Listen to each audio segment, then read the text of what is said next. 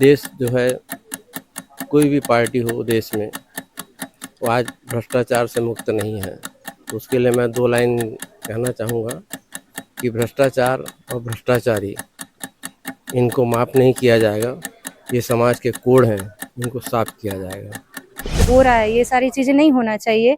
एक इसमें भी एक लॉयल्टी होना चाहिए, ईमानदारी के साथ होना चाहिए, क्योंकि यहाँ पर हम अपने देश के लिए प्रत्याशी का चयन कर रहे हैं। तो इस प्रकार की जो चीजें हैं उसमें इस प्रकार की प्रतिक्रिया तो होनी नहीं चाहिए जो हुई है। सब कोई इसी उम्मीद लेके आते हैं कि हम कुछ करेंगे, पर शायद उम्मीद वो पूरी नहीं कर पाते और हम उनका अपने उम्मीद में खरा नहीं उतर पाते।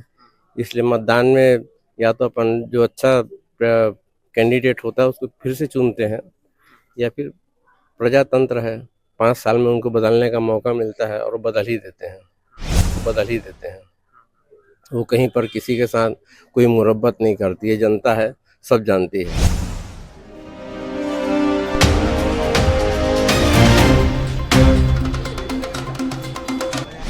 पूरे देश में 13 राज्यों में टोटल 28 सीटों में लोकसभा चुनाव का होना है, जो कि बताना चाहूँगा अभी मैं मौजूद हूँ राजनांदगांव जिले के अंतर्गत, जहाँ पे आप देख सकते हैं किस प्रकार जो लोग हैं यहाँ पे वोटिंग डालने आ रहे हैं, वोटिंग डाल के जा रहे हैं। तो लोगों से हम सीधा बात करेंगे, क्या आशा है, क्या उम्मीद है नई सरकार से, क्या उत्साह है। चलिए सीधा हम उनसे बात करते हैं, तो बने रहिए आगाज न्यूज़ के साथ। आप देख पा रहे हैं किस प्रकार यहाँ पे जो है लोग यहाँ पे वोटिंग डाल के जो सेल्फी जो है जो यहाँ पे सेल्फी खिंचा रहे हैं। तो चलिए कुछ लोगों से बात करते हैं कि क्या कुछ कहना है आगे जो सरकार यहाँ पे बनती है, आगे की उम्मीद और आगे की उम्मीद और क्या क्या क्या, क्या कुछ रहेगा। उम्मीद क्या रहेगी अंकल जी आगे की, जैसे यहाँ सरकार बनती नई सरकार। राष्ट्र हित में मतदान हो रहा है और जनता जाग चुकी है। अब किसी को बोलना नहीं पड़ता कहाँ मतदान करना है, और इसका बहुत अच्छा परिणाम होगा। हमारे राष्ट्र का निर्माण होगा, एक अच्छा संसद बनेगा। जनता जागरूक हो गई है, जनता जागरूकता से अपना मतदान कर रही है, किसी को बुलाना नहीं पड़ रहा, किसी स्वयं के वाहन में आके कर रहे हैं। और राष्ट्र हित में जो मतदान हो रहा है, इससे एक अच्छा संसद और राष्ट्र का एक अच्छा उत्थान है। यह राष्ट्र का एक पर्व है और इस राष्ट्रीय पर्व को अब भारत की जनता जान चुकी है। महिला पुरुष सब स्वप्रेरणा आकर मतदान करें। जो नई पीढ़ी मतदान कर रही है उनके लिए क्या कहना चाहेंगे? नई पीढ़ी को मतदान के लिए जागरूक होना पड़ेगा, वो थोड़ा जागरूक नहीं है। क्या उत्साह है, क्या उम्मीद है जो आज सरकार बनेगी, जो कड़ी धूप में आप वोटिंग डालने आए, वोट डाल दिए आप? हाँ, डाल दिए। तो आगे की सरकार को लाना है ना, मोदी सरकार को लाना है आपको। तो मोदी सरकार क्या क्या ऐसा है जो उनको लाना चाहते हैं? नहीं कर रहे हैं भाई, दे रहे हैं महतारी योजना में सभी कुछ तो कर रहे हैं। क्या मोदी सरकार हर किसको लाना है? मोदी सरकार को लाना है। आप क्या बोलना चाहेंगे? सरकार के बारे में गिनाने लग जाऊंगा तो शाम 5:30 बज जाएगा। 60 में समझा रहा हूँ तो जो राम को लाए उसको सब लाने जा रहे हैं। आप क्या बोलना चाहेंगे? मैं तो नई पीढ़ी के लिए बोलना चाहूँगी कि वो बढ़ चढ़ कर वोट करें, क्योंकि देश का भविष्य वो ही है नई पीढ़ी। तो उनको पूरी मेहनत, ईमानदारी और सारे मन प्राण से वोट डालना चाहिए उनको, नई पीढ़ी को। और वोटिंग का जो महापर्व है और यहाँ तक के सरकार को लाने की बात है तो ऐसी सरकार जरूर लाई जानी चाहिए जो इस देश का उत्थान करे, राष्ट्रभक्ति की ओर लोगों को प्रेरित करे और देश को उन्नति और प्रगति की ओर ले जाए। उसी सरकार को यहाँ पर लाना चाहिए। कब से आए हुए यहाँ पे? 1 घंटे से हो। 1 घंटे से पहले। तो आपका मतलब जैसे उत्साह है यहाँ पे खड़े हुए हो, जैसे इतनी गर्मी में, तो मतलब आगे की सरकार जैसे आई थी तो उनसे क्या चाहते हैं आप? अब सरकार देश के विकास के लिए सोचे, बेरोजगारी को दूर करे, शिक्षा पर जोर दे। आप क्या बोलना चाहेंगे? बस विकास के मुद्दे देना चाह रहा हूँ जी मैं। तो कैसा विकास चाह रहे हैं? विकास है कि सभी को अच्छा रोजगार, अच्छी फैसिलिटी, अच्छी हॉस्पिटल, ये सब होनी चाहिए गाँव, ताकि जो जरूरतमंद है ना, क्या बोलते हैं, हॉस्पिटल मिल। मैडम आपका नाम? प्राची। तो अभी आप खड़े हुए इस लाइन पे, जो कड़ी धूप में, आप कितने समय से आए हुए यहाँ पे?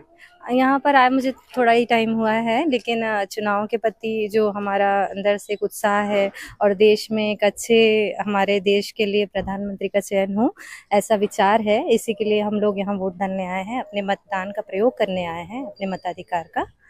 और चाहते हैं कि एक अच्छी सरकार बने, एक सुगठित सरकार बने, जिसके थ्रू हमारे देश का शासन सुशासन अच्छे से चल सके और जो युवा पीढ़ी है उनको रोजगार मिले और बहुत सारे नए स्रोत भी खुले देश के लिए, ताकि लोगों का विकास हो, देश का विकास हो।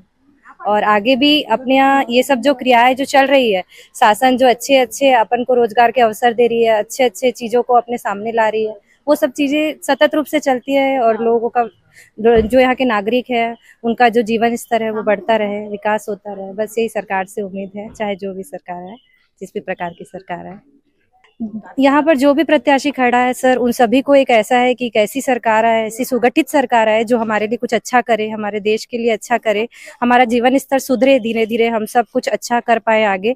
तो सभी लोग यहाँ पर एक उम्मीद लेके, एक विश्वास के साथ खड़े हुए हैं। हमारी जो भी सरकार आएगी उनको हमारे देश के लिए कुछ अच्छा ही करना होगा, और अच्छा हो भी रहा है और अच्छा होगा ऐसा उम्मीद करते हैं। ईवीएम पर क्या बोलना चाहिए? हाँ? ईवीएम पे बार बार सवाल उठते हैं। कई जगह पर वोटिंग हुई, वहाँ पे पता चला कि जितने प्रत्याशी उनसे ज्यादा वोट वहाँ पर पड़ गया, उसके बाद वहाँ चुनाव रद्द करा दी गई। तो इस संबंध में क्या बोलना चाहिए? देखिए, इस टाइप की जो प्रतिक्रिया है, ये जो हो रहा है, ये सारी चीजें नहीं होना चाहिए। एक इसमें भी एक लॉयल्टी होना चाहिए, ईमानदारी के साथ होना चाहिए, क्योंकि यहाँ पर हम अपने देश के लिए प्रत्याशी का चयन कर रहे हैं। तो इस प्रकार की जो चीजें हैं उसमें इस प्रकार की प्रतिक्रिया तो होनी नहीं चाहिए। जो हुई है, जो भी चीज है वो बहुत अच्छे ढंग से और व्यवस्थित ढंग से होना चाहिए, ताकि ये सारी चीजें सामने ना आए और किसी भी प्रकार के चयन की प्रक्रिया में, चुनाव की प्रक्रिया में बाधा ना बने। फ्री एंड फेयर होना चाहिए, बिल्कुल फ्री एंड फेयर होना चाहिए। और जो भी लोग हैं यहाँ पर आए हैं अपने मताधिकार का प्रयोग करने, मैं तो बाहर से आई हूँ और चुनाव का दिन था करके स्पेशली छुट्टी लेके आई हूँ, छुट्टी दी गई है मुझे। तो मैं तो चाहूंगी कि मेरे जो मतलब पूरे देश में एक अच्छा व्यक्तित्व, एक अच्छा रिप्रेजेंटेटिव सामने आए। ठीक है, थैंक यू सर। बैठे हुए ही मतलब समझ नहीं पा रहा, इतनी कड़ी धूप में आप कब से आए हुए हैं यहाँ पे? बस मैं अभी आया हूँ और मेरा वर्तमान निवास स्थान जो वर्धमान नगर में है, पर मैं यहाँ का पुराना निवासी हूँ।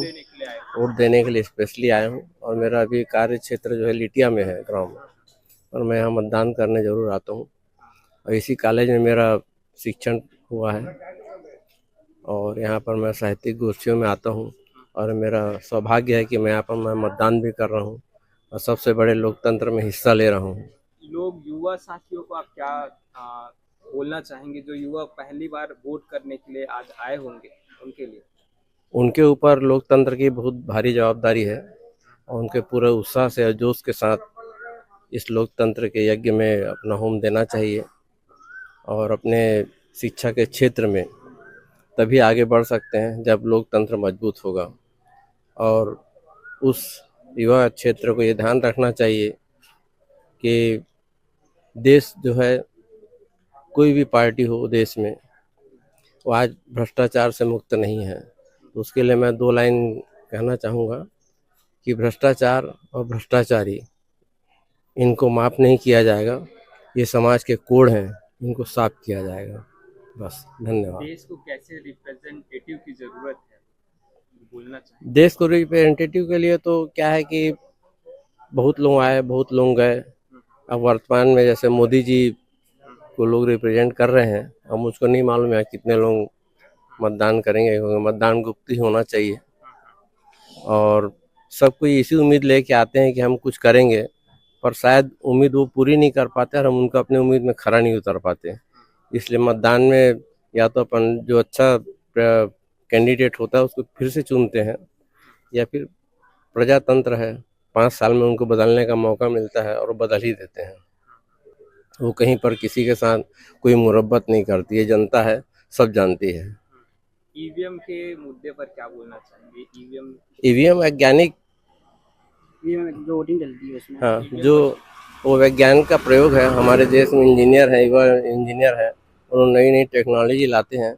उसके ऊपर किसी भी पार्टी को किसी भी प्रकार का कोई भी दुष्प्रचार नहीं करना चाहिए।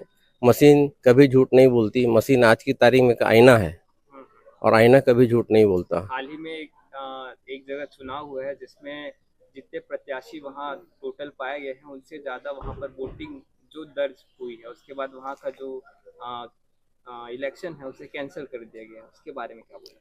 ये अपने प्रजातंत्र में कुछ अधिकारी अच्छे होते हैं जो इस चीज़ की जांच पड़ताल करते हैं कि 1000 का आपका सीट है, वहाँ पर 1500 वोट कैसे आया। तो ये जांच में तुरंत पकड़ में आता है। ये ईवीएम मशीन के कारण ही पकड़ में आता है, ऐसे पकड़ में नहीं आ सकता।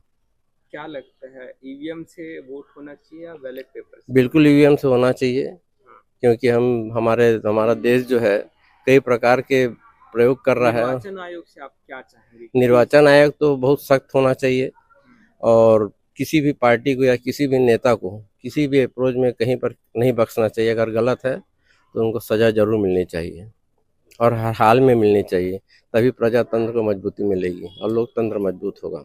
अभी आप इतनी गर्मी में कड़ी धूप में आप वोटिंग डालने आए हैं, तो जो कि यहाँ पे पूर्व मुख्यमंत्री भूपेश बघेल जी हैं और विपक्ष में हैं उनके संतोष पांडे जी, अगर प्रत्याशी कोई बनते हैं तो उनसे क्या क्या उम्मीदें लेके आप आए हुए हैं, क्या आशा है आपसे उनसे? भूपेश बघेल जी अपने जब थे यहाँ पे उन्होंने भी अच्छा नाम कमाया, किसानों को अच्छा कुछ दिया है और लोगों ने नाराजगी से विधानसभा में उनको किया है कि सभी को प्रसन्न नहीं किया जा सकता। संतोष पांडे जी ने भी अपने हिसाब से अच्छा प्रयास किया है उनके